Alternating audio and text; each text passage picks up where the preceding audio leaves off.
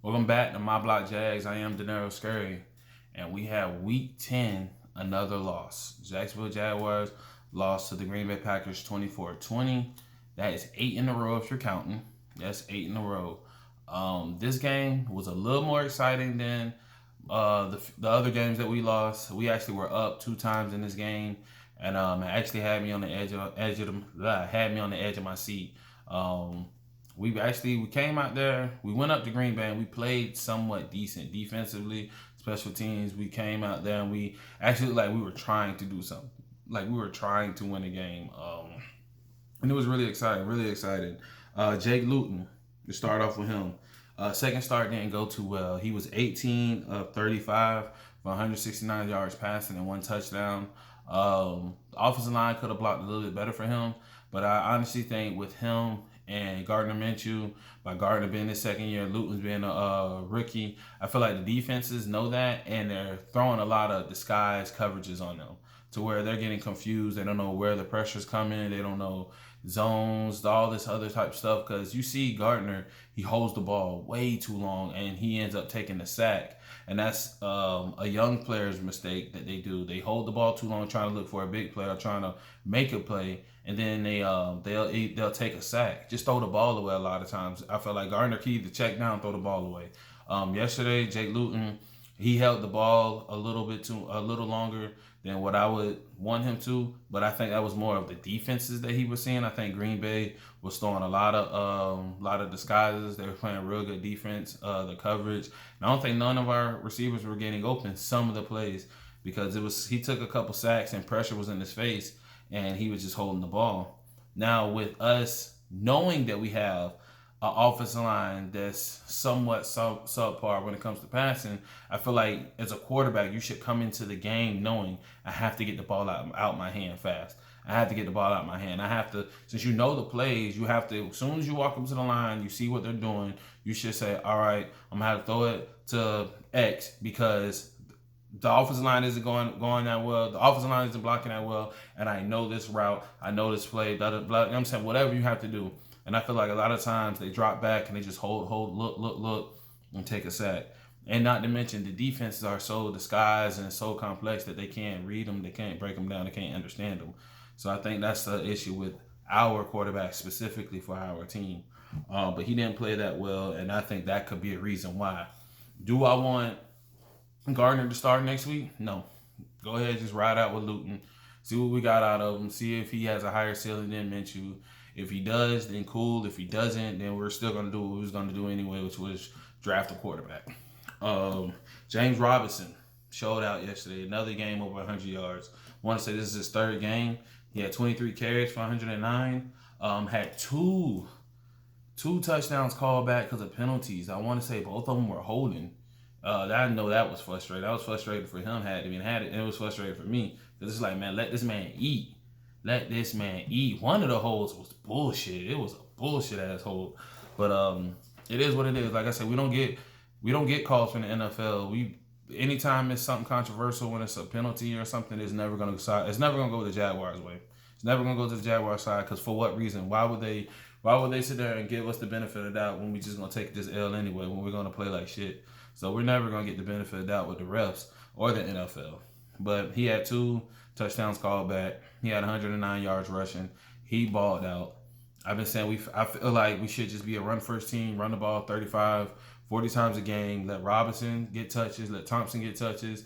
Let the other guy, what's his name, Abuglier, let him get touches. Let all our running backs just get touches. Since we don't have a strong quarterback and we're not necessarily a pass first team, just let us be run first. What's our philosophy, man? We got to figure this out. If we have bad quarterback play, why are we still pushing the quarterbacks? You know what I'm saying? Let us just be a run first team and let Robinson do his thing. Obviously, we cut Fournette for this guy because we said this guy is cheaper and is better, and he's showing that he is better than Fournette with his vision and the way he runs the ball. So let's just push everything behind him.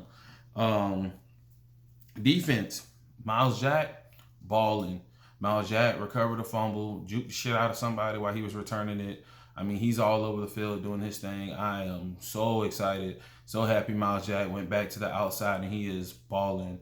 Honestly, I feel like us as a fan base, we should do everything we can do to get behind him, to give him some Pro Bowl votes. To whenever voting opens up, he definitely should be part of Pro Bowl voting. I doubt he'll make it there because our team sucks, but he definitely should be part of the Pro Bowl voting as far as linebackers. And I think as a fan base, we should get behind him. C.J. Henderson, he played better. He played better than he did last year. He played a lot better. Not last year, last game. He played better, in my opinion, than he did last game. He forced a fumble on Davante Adams, held Davante Adams, I think, to 85 yards. He did score a touchdown. And honestly, on that touchdown, if you actually watch the route, it was a sneaky kind of route, and he caught CJ slipping. I'm not saying that it would have happened to anybody else, or I'm not saying that would have happened to everybody, but he definitely would have got a few people, a few vets in the league with that route that he ran. It was a pretty dope route, to be honest, and good catch by Davante Adams. CJ just got to keep his antennas up. You know what I'm saying, to watch out for those type routes.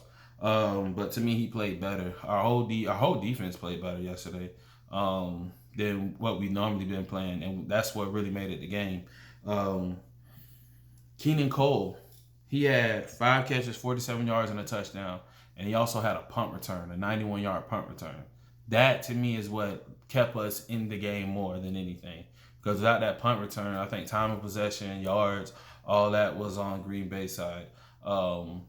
Granted, our defense did play better because we held Aaron Rodgers. If this is any other team, Aaron Rodgers is throwing 300-something yards, 400 yards. They're up 35, 37, 40 points.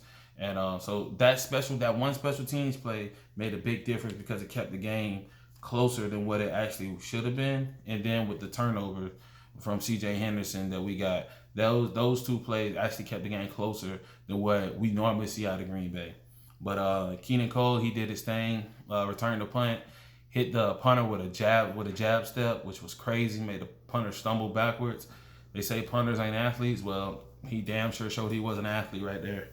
I might have said something about this in my last video, but Chase Young and Taven Bryan, they're starting to look like first round busts. Now, Bryan is a first round bust, point blank period. Chase Young was out there just running, not doing nothing, not doing anything. He didn't record a sack, a fumble. I don't even know if he even got a rush or a hurry. Hurry on the quarterback. I don't know what they got going on with Chase Young. Just take him from the end and put him as an outside linebacker. Because he's not a defensive end. He has no pass rush moves. Only thing he has is the bull rush. He can't get off blocks. He's not Josh Allen. I know we looked at his size. We looked at him in college. And in college, he played with his hand in the dirt. He also played outside linebacker. He cannot play defensive end at all. He cannot play defensive end. He's looking like a first-round bust. Taven Bryan definitely is a first-round bust. Devon Hamilton, we drafted him this year at Ohio State. He got a sack this year. He has a half sack more than Taven Bryan, which is a first-round draft pick. Taven Bryan has a half sack this year. Devon Hamilton has 1. Devon Hamilton doesn't even has started less games and has got less plays. He has more tackles. He has 13 tackles this season. To Taven Bryan's only 7. Come on, man. After this year, bro, we need to get rid of Taven Bryan. We need to revamp our whole D line. We need to get another defensive end in there. Because Chase Young, Taven Bryan, they're just horrible, man. And it's crazy because I was really excited to see Chase Young and Josh Allen play this year because they're 2 young guys, fresh legs, all that, but neither one of them are stepping up. Chase Young, looks like a bust. Josh Allen, a lot now that we see that Yannick's not here, a lot of his success last year came off Yannick.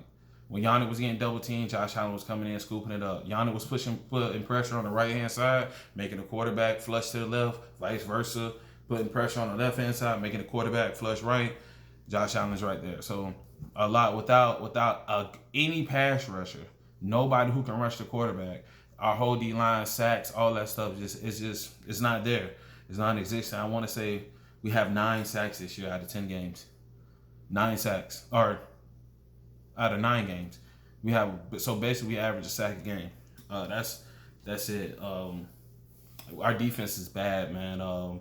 If after all this, If Todd Wash don't get fired, throw it. We might as well throw our hands up as a fan base because this is horrible, man. It's horrible. When it comes to the D line, I mean, the secondary they're playing is as good as they can play as far as individually, but we need a better defensive coordinator. We need better players on the defense. We need talent, and it shows when you look at the stat sheet and you see Chase Young has registered a single stat. It shows that when Taven Bryan hasn't registered a single sack. It shows when you watch the film how neither one of these guys can get off blocks. It shows that, you know what I'm saying, they're literally non-existent. They're on vacation with the Jaguars. And that's, I ain't gonna say it's depressing, but that shit's like, it's frustrating as a fan to see that. What are we spending first round draft picks on these players and they can't produce? Granted, CJ Henderson, he's not playing that well. He's a rookie corner. Not all rookie corners are going to come out and play like Jalen. Some of them take a little longer. They take like a year or two to their first year and their second year to finally hit. Blah, blah, blah, whoop. But come on, man. As a D-line, you should have been able to do something. And I don't see it from neither one of them. That's that. Next week, we play Pittsburgh here. The Terrible Towels are coming into town. We got a lot of Pittsburgh fans here and close by. So every time Pittsburgh plays in Jacksonville, the stadium is filled with Pittsburgh fans. Pittsburgh's undefeated. Do I expect us to put up a game? Hell no. I believe we're going to get dogged out again, and Big Ben's going to wild out on us. Claypool and all those Juju, all those James Conner. If you're a fan of these guys, you might as well tune into this game because they're going to do their thing. Let me know what you guys think in the comments. But that's this video. See you next week for another one.